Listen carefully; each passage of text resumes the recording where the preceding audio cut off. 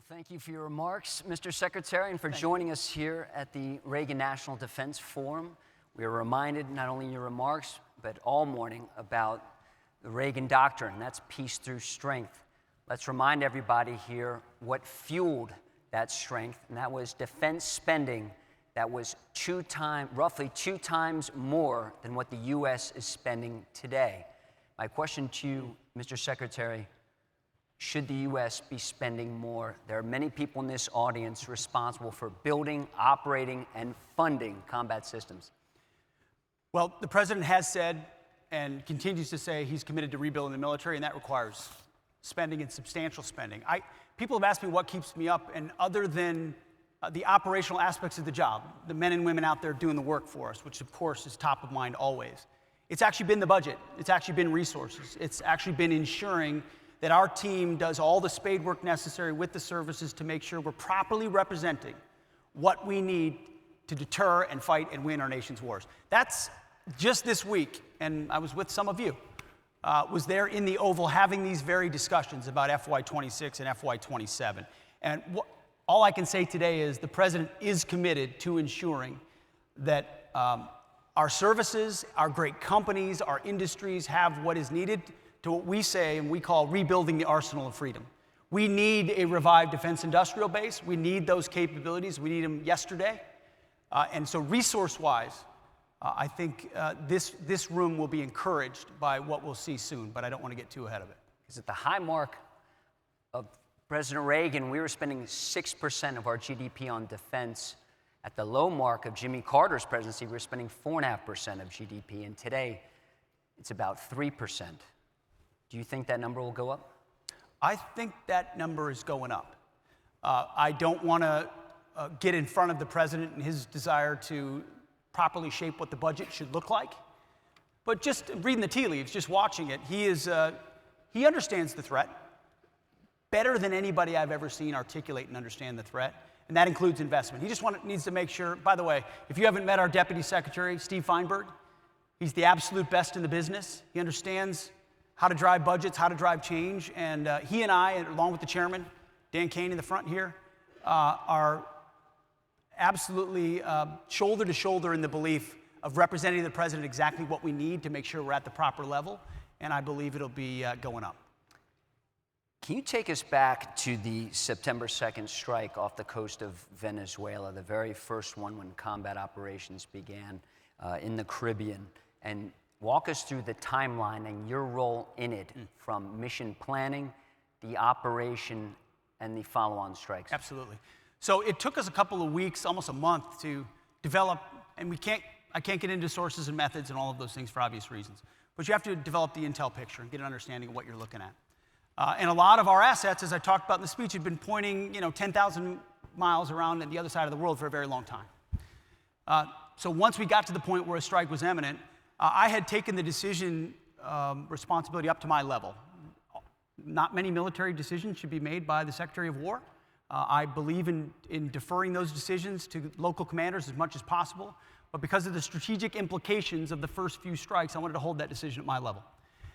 And the briefing that I received before that strike was extensive, exhaustive, I would say, as each one is since. On the military side, on the civilian side, lawyers, intel analysts, red teaming, every aspect. What do we know? What do we know about their affiliation? A lot of things I can't share in this room to give us the kind of confidence that we know where this is coming from, who's driving it, who's on it, what their intentions are, where it's all the details you need to strike a designated terrorist organization, which is an important thing to remember at the top of all this. The president has designated these as terror organizations, poisoning and threatening the American people, making them a target just like Al-Qaeda. So in that room, in that moment, I can't even remember exactly how long it would have been, 20, 30 minutes of a preview of exactly what's going on, and my job was to say, execute or don't execute. So I was satisfied with the strike criteria, yes. Saw the strike itself, which all of you have seen. There was probably 30 or 40 minutes, is what I've been told, of dust, and it was on fire for a long time after that. I stayed for probably five minutes or so after, but ultimately at that point it was a tactical operation, and so I moved on to other things. I shouldn't be fighting tactics as the Secretary of War, so I moved on to other things. Later on, a couple hours later, I was told, hey, there had to be a reattack because there were a couple folks that could still be in the fight, access to radios, there was a link-up point of another potential boat, drugs were still there, they were actively interacting with them, had to take that reattack. I said, Roger, sounds good. From what I understood then and what I understand now, I fully support that strike. I would have made the same call myself. Those who were involved in 20 years of conflict in Iraq and Afghanistan or elsewhere know that reattacks and restrikes of combatants on the battlefield happen often. In this particular case, it was well within the authorities of Admiral Bradley, who's an incredible American, an American hero. And the 22 or 23 strikes since have followed the similar protocol of ensuring we meet the criteria. The decision's not at my level anymore. And then we take the strike.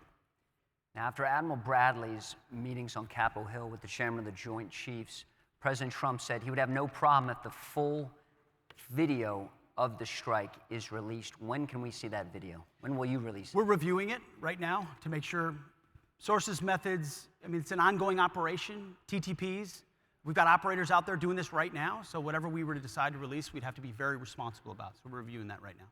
Did you at any time say that everybody on board should be killed? Is anybody here from the Washington Post?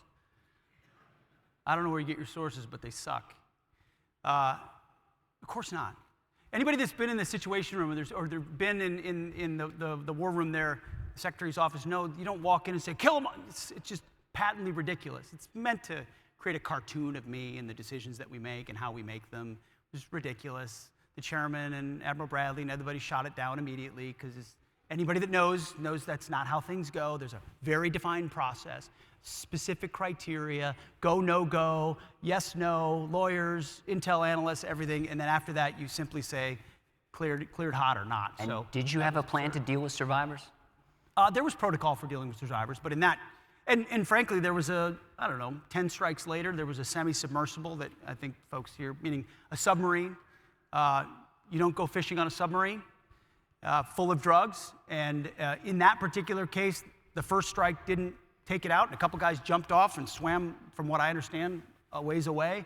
When we struck the submarine a second time, it sunk. And then you had two people that you had to go get. And we had the ability to go get them. We gave them back to their host countries. That's a story that's already been out in the public.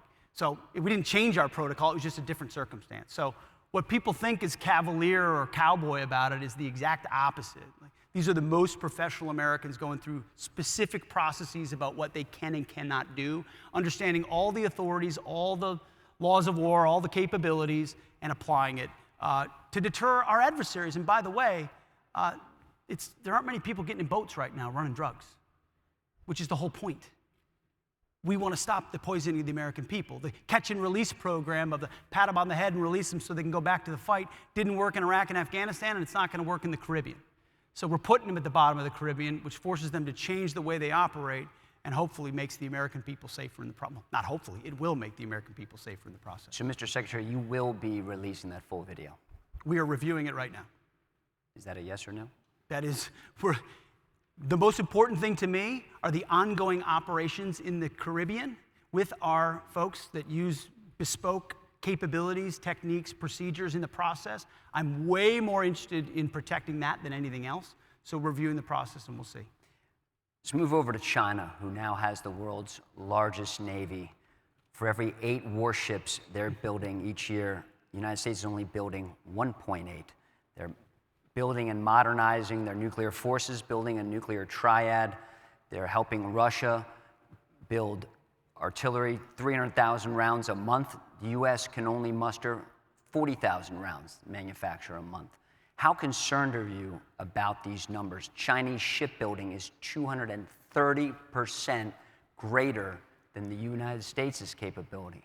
How worried are you about that? Well, we're obviously well aware of their historic military buildup. It's right in front of us, which the most important thing we can do is look inward and increase our urgency of ensuring we rebuild our defense industrial base in the Arsenal of Freedom. I mean, that's why we're crisscrossing the country. That's why we did an entire acquisitions, requirements, and foreign military sales overhaul. Not a reform, not a tinkering. Ask the folks that understand it, our folks that are doing it. This is a complete game change in how we deliver systems to the battlefield. We have to. We don't have time.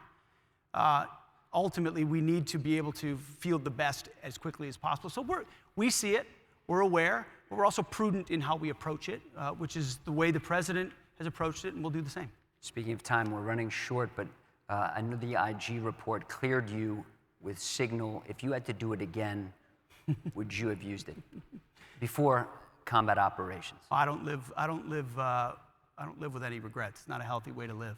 And I know exactly where my compass is on these troops, which is why you've seen, and same with the president, the revival of the spirit inside our military. I would encourage some reporters here to spend some time with actual formations of units, Marines, soldiers out there, combat arms folks.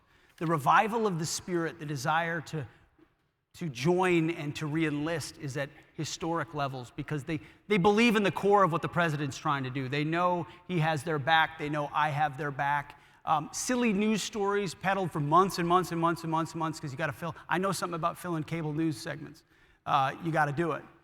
Is not something I worry about or they worry about. But when you were a young platoon leader in Iraq, would you have wanted any of your soldiers communicating your mission before leaving the wire? I mean, Lucas, I had to use an AT&T payphone to call home for $1.99 a minute, and some contractor was ripping us off. So I would have liked anyway to actually communicate back home. AI, a quick question on AI. Would you rather to see your soldiers, Marines on the front lines armed with more AI capability or have them replaced with autonomous systems?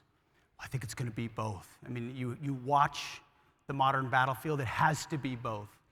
A couple companies we visited yesterday and others I've seen, I mean, what AI is doing to 10, 100, 1,000x the speed of sensing, and everything we do on the modern battlefield is critical. But autonomy is, we see it in Ukraine, we see it elsewhere, we're learning from that, the Army's learning from that, is a huge part of the way of the future. So it's definitely going to be both. Well, this number is flashing 0. One last question, a small one. Who's going to win next week? Knows how to get another one in. Army or Navy? Who are you going to be rooting for? You know, there we go. Heard that. He's a Naval Academy grad. I know that. I'm not supposed to answer that question. If I was a good politician, I wouldn't answer that question.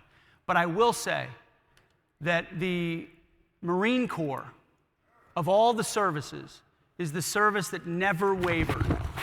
When there was a lot of political prerogatives, a lot of nonsense in the space, the Marine Corps stood strong. So for this one, maybe not next one, for this one, I'm with Navy. How about that? That's great. Well, thanks a lot. Appreciate it. Thank you. Thank you. Thank you.